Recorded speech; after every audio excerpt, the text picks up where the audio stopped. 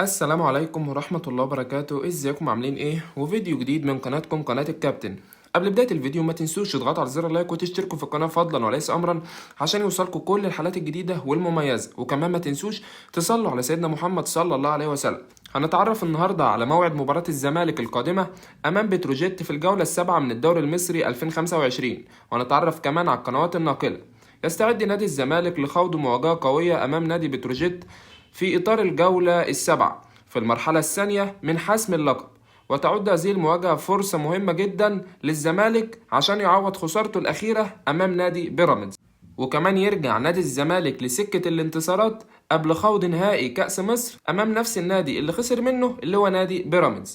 وسوف تنطلق صافرة بداية المباراة في تمام الساعة 6 مساء بتوقيت تونس والجزائر والمغرب، 7 مساء بتوقيت ليبيا والسودان، 8 مساء بتوقيت مصر والسعودية والعراق وقطر واليمن والبحرين والكويت وسوريا والأردن، 9 مساء بتوقيت الإمارات وسلطنة عمان، وذلك يوم السبت الموافق 24 مايو الجاري 24/5 الجاري. وسوف تنقل المباراة عبر قناة اون تايم سبورت الناقل الحصري للبطولة.